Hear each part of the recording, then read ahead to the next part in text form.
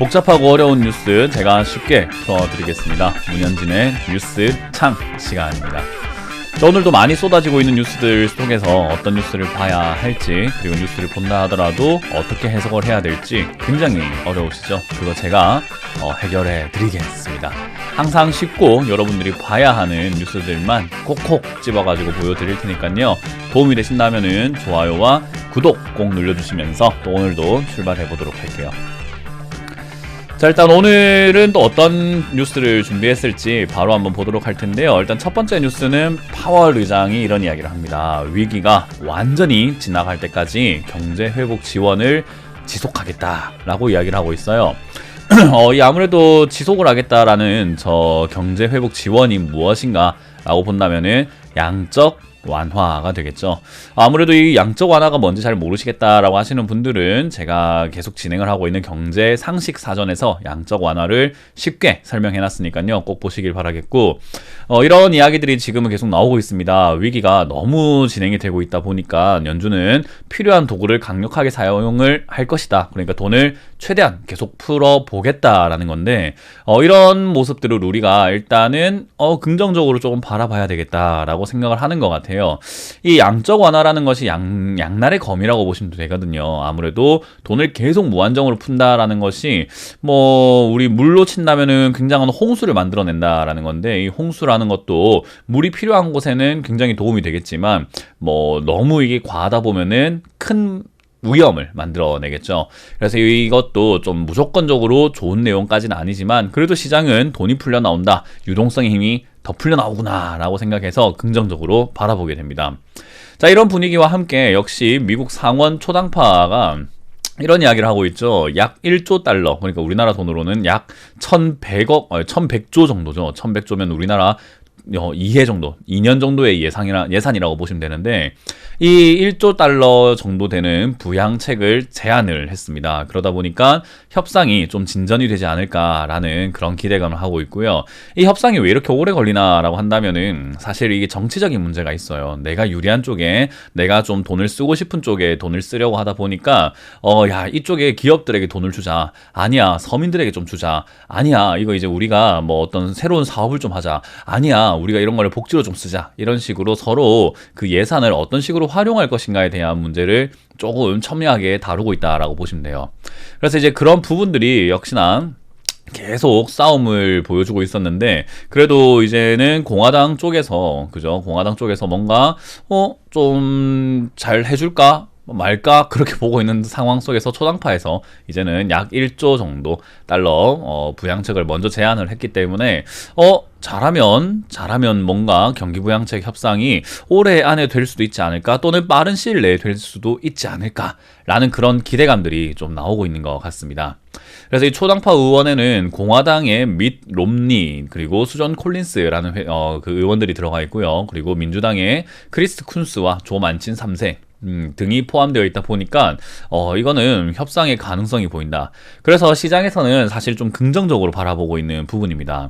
그러다 보니까 이제 사실 OECD에서는 전 세계 경제 성장률이 내년이 좋을 것이다 라는 이야기와 함께 올해 한국 성장률이 마이너스 1.1%이지만 내년은 2.8% 성장을 할 것이다 라고 예측을 하고 있는 거죠.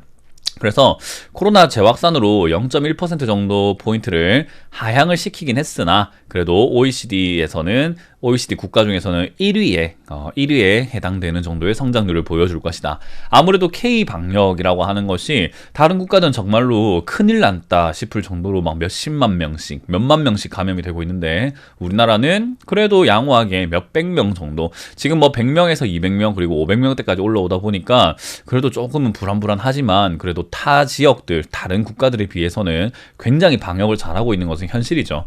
그래서 이제 그런 부분들이 역시나 경제 성장률을 전망을 하는 데 있어가지고 긍정적인 플러스 요인으로 작용을 했지만, 만약 이 확산세를 누그러뜨릴 수가 없이 계속 커져나간다든지 1000명 이상 갑자기 확진자가 늘어난다고 한다면은 언제든지 줄어들 수 있는 전망이기 때문에 무조건적인 전망은 아니다. 그래서 내년 전망이 좋다라는 장밋빛 전망을 우리가 100% 신뢰할 수 있는가라고 한다면 그것은 아니기 때문에 그런 부분들을 좀 감안해서 약간 중립적인 자세로 뉴스를 보는 여러분들이 되셨으면 좋겠고요.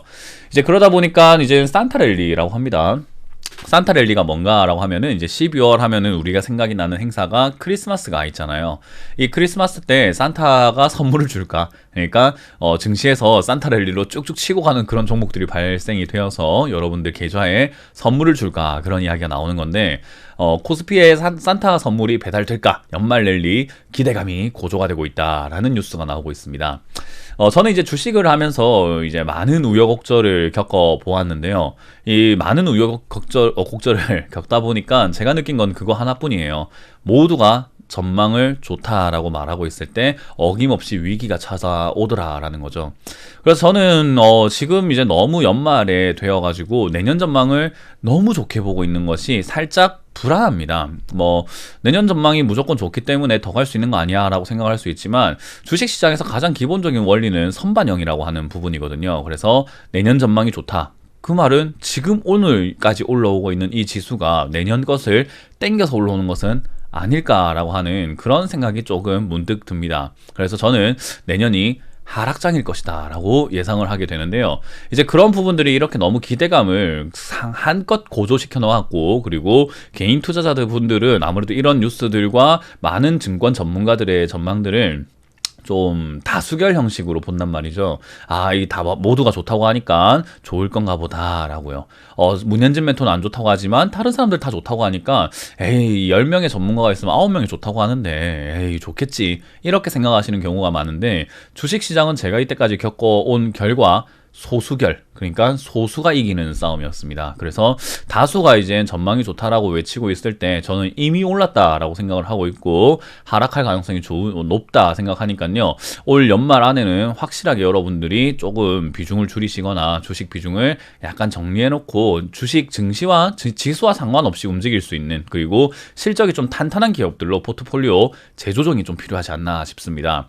이젠 산업군이 변했잖아요. 여러분들도 보시면 알다시피 산타랠리로 해가지고 지금까지 우리가 알고 있던 그런 산업들이 계속 흥할 수 있는가? 그렇지는 않고요. 이 코로나로 인해서 산업의 재질과 뭔가 퀄리티 그리고 어떤 방향성이 많이 바뀌었기 때문에 그런 부분들을 생각한다면은 이제 코로나임에도 불구하고 실적을 선방하고 있거나 또는 실적이 늘어나고 있는 그런 기업들에 관심을 가져야 되지 않을까.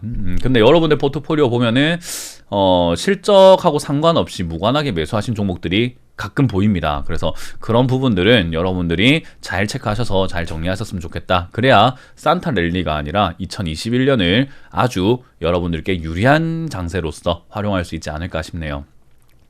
자, 그리고 이제 이런 뉴스가 나오게 됩니다. 역시 모두가 전망을 긍정적으로 바라보고 있을 때 우리가 봐야 되는 뉴스는 혹시나 아닐 수도 있지 않을까라는 뉴스들이 되는데, 역시나 이제 지난달에 신용대출이 4조 8천억이나 됐다고 합니다. 대출 많이 받는 거랑 주식이랑 무슨 상관이야? 라고 생각하실 수 있겠지만, 이 대출이라고 하는 것이 점점 커져나가게 되면은 결국 신용융자라는 것이 굉장히 늘어나게 되고요. 주식에도 신용으로 매수하는 그런 물량과 그런 비중이 점점 늘어나게 되면은 나중에 증시가 하락할 때는 악재로 작용을 합니다. 그러니까 10% 빠져야 될 것이 반대 매매를 통해서 20%, 30%까지 내려가는 경우들도 있다라는 거죠. 그래서 하락이 가파를 수 있어지게 되는 거예요. 그런데 이제 그런 신용대출이 굉장히 늘어나고 있다는 것과, 이제는 증권사에서는 신용대출 해줄 돈이 없다라고 할 정도로 지금 굉장히 많은 분들이 신용으로서 주식을 사고 있는 경우가 생기고 있는 것 같습니다.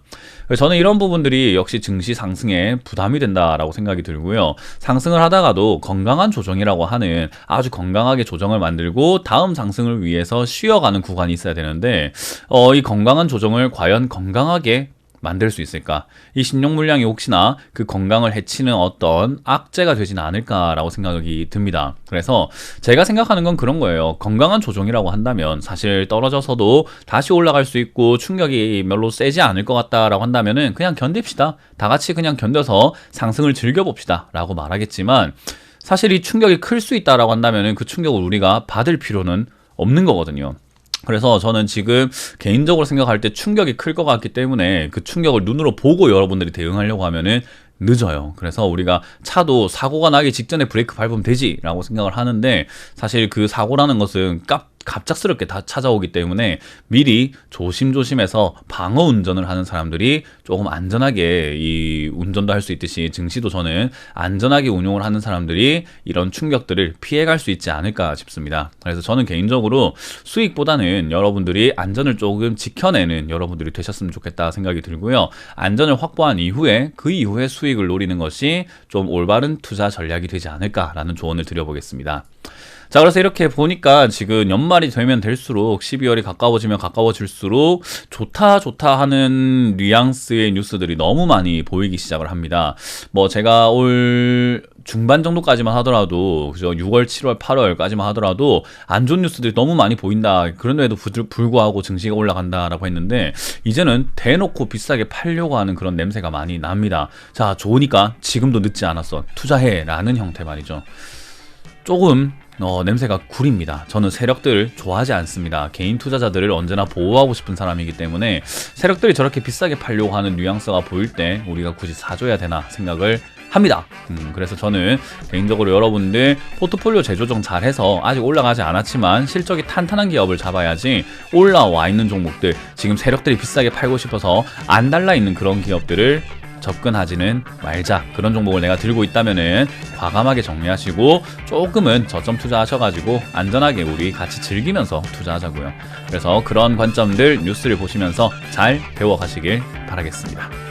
자, 이렇게 오늘 마쳐보도록 하겠습니다. 다음 주도 또 다양한 뉴스로 여러분들을 찾아뵙도록 하고요. 도움 되시면은 좋아요와 구독 꼭 눌러주시길 바라면서 뉴스창 시간 마무리합니다. 지금까지 문현진이었습니다. 고맙습니다.